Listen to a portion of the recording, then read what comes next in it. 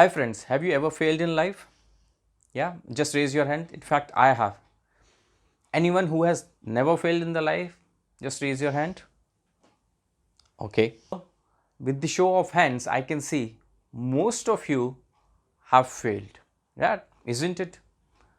But the problem is, while we all know we are going to fail at some point of time or the other, rising from the failure is not that easy. We all expect to succeed in whatever we are doing, and when we don't get the success, it gets really painful for most of us. So today I am going to share with you one particular technique that if you are able to use in the right way can help you rise from the failure. So stay connected. Let's move on and let me share this particular technique with you. So the technique is known as S.T.U.D.S. It's S-T-U-D and S.T.U.D.S. So S.T.U.D.S is an acronym which I am going to share with you and decode as we move forward in this particular talk. So let's talk about the first S. So the first S stands for staying calm. Now whenever we fail, many a times we tend to overreact. We tend to overreact at the situation, which makes things much more difficult. Consider that you have failed an exam, so you have two options. One, to start crying, to start making a lot of noise around it, or second, calm yourself. Now you would agree that when you are crying or weeping or shouting or doing whatever in case of a failure, your focus shifts to that particular activity. Yeah. Instead of that, if you stay calm, you will allow your mind to contemplate, because by staying calm, you are allowing your emotions to settle down. See, what's important is here is to understand emotions are important for each one of us, but it's the way we are able to manage our emotions that defines us as an individual. Are emotions guiding us, or are we able to guide our emotions in the right way? The difference between these two elements is something that can define how far you are going to move forward in your life, because you can't avoid failures at every step of your life. Whenever you are moving forward, you may come across some kind of failure, some kind of rejection. It could be your job, interview, exam, any damn thing.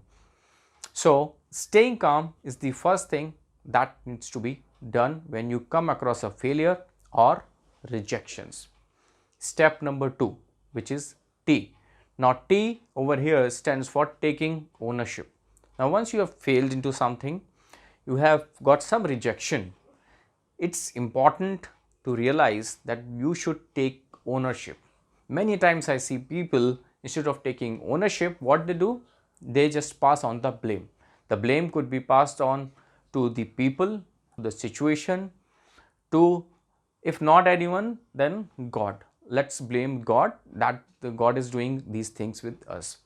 Instead, taking ownership is the right way, because once you take responsibility for your actions, for your situation, you would be in a better position to work on yourself.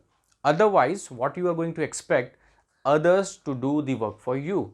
So consider you have failed into some exam, you don't accept your responsibility that you did not prepare enough, and instead you say that question paper was tough, could be one of the reasons, or the marking was not done in the right kind of way, or it could be that teachers were partial to you, or maybe any other reason.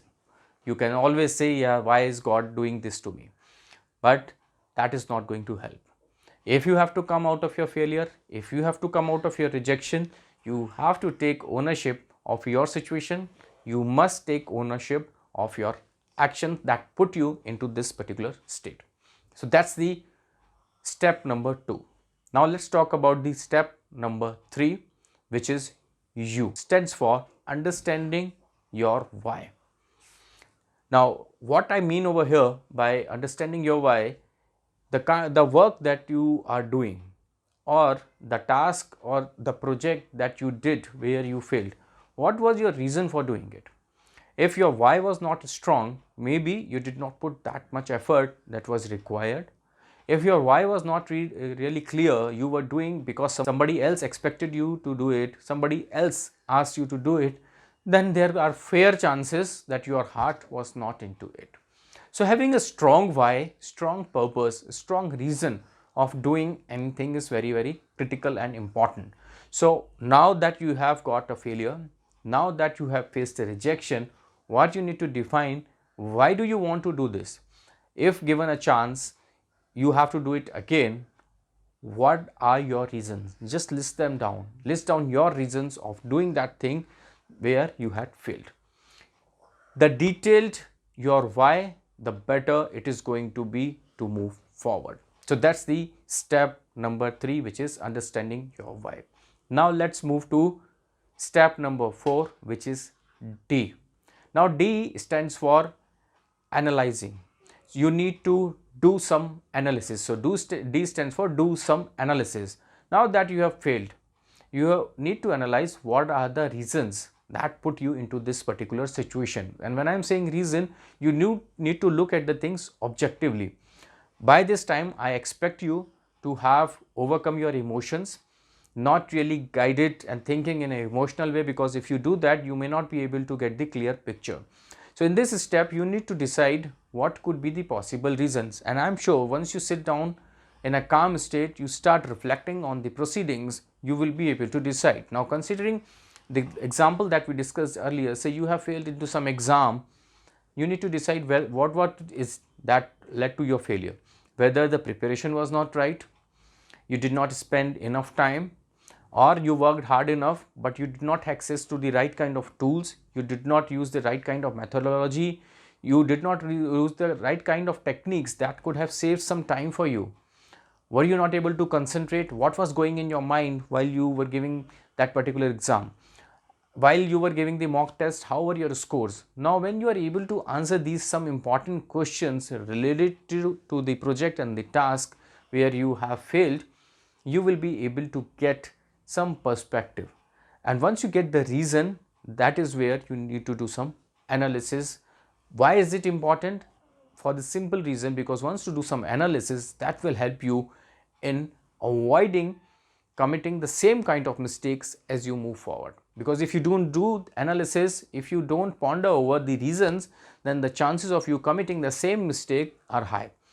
Right now you might be thinking strongly because you are in that kind of emotional state. Once you come out of it, go ahead with the life and say you sit for the exam once again, the chances are your default persona will come in front and you may commit the same mistakes once again.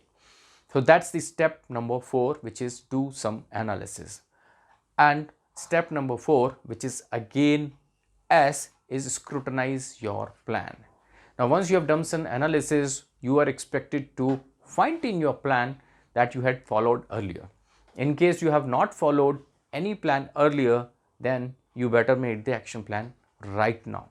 In this state, at this time, after completing the first 4 steps, now in the last step you need to plan. That means prepare your steps that you are going to take to move forward, so that if you are going to reattempt the thing, what are the things you are going to do. Once you have prepared it, scrutinize it, and scrutinization can be done by self, or maybe you can have it scrutinized by any of your friends or colleagues or family members, so that if there are any possible faults which you can see, they can help you in that situation. Once you are able to scrutinize it, screen your plan in the right way, that's where you will be in a better position, you will feel more confident, and at least you will avoid committing the same mistakes that you did earlier. And this way you will be able to shift your perspective from just being in that state of failure and rejection and just brooding over it, to move forward. Because if you don't move forward, you remain at the same state, and if you remain at the same state, nothing happens. So try this technique, which is S-T-U-D-S, S-T-U-D-S. So let me just summarize it. The first S stands for staying calm, T stands for taking ownership, U stands for understanding your why, D stands for doing some analysis, and final S stands for scrutinize your plan.